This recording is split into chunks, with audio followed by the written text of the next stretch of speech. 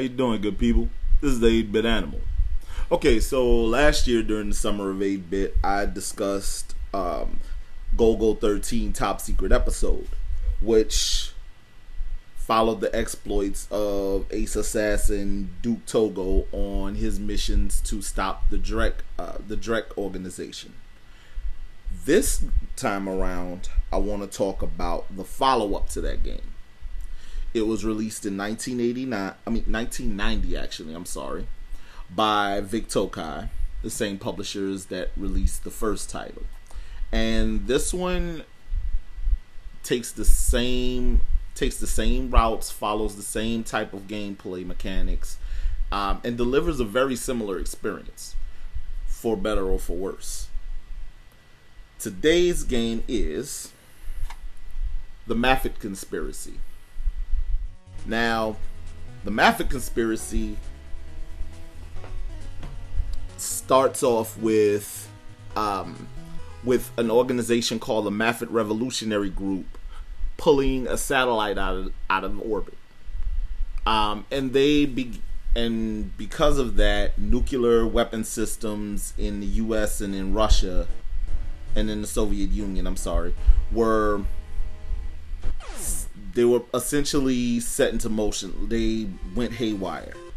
This leads to the U.S. government trying to blame Russia trying to blame the U.S. government, and it ignites the Cold War, almost leading to another nuclear war. Well, in order to stop the Mafat Revolutionary Group from enacting their plans and essentially starting another nuclear war, Duke Togo is sent to assassinate the leader of their movement, rescue a scientist that's been kidnapped by them, and destroy the device that they're using to pull these weapon satellites out of orbit.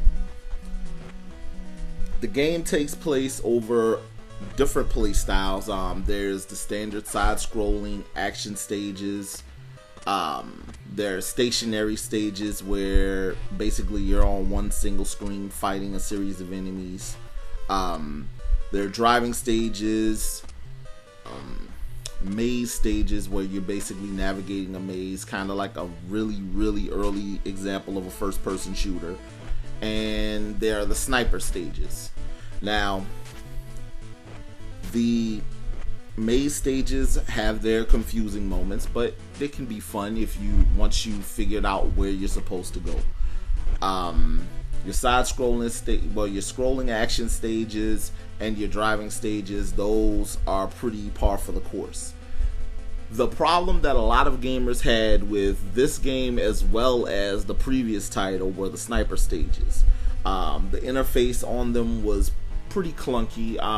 It wasn't a very easy to maneuver set of levels, but they're necessary evil in this game because one of Duke Togo's primary weapons is a customized M16 that he uses as a sniper rifle.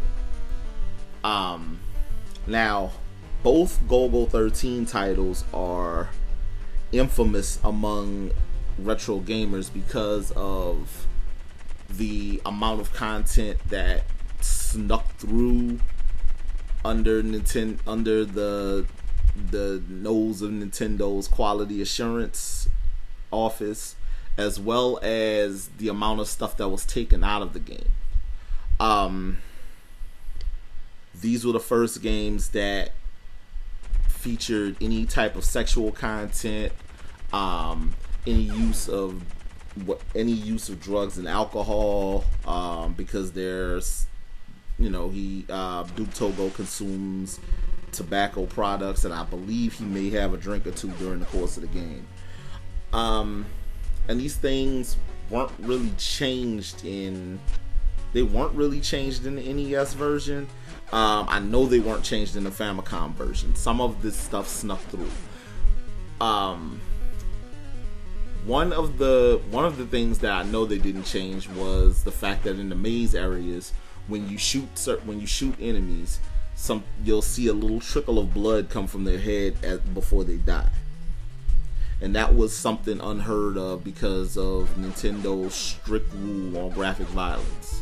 They didn't want situations like Texas Chainsaw Massacre for the 2600 happening on their console.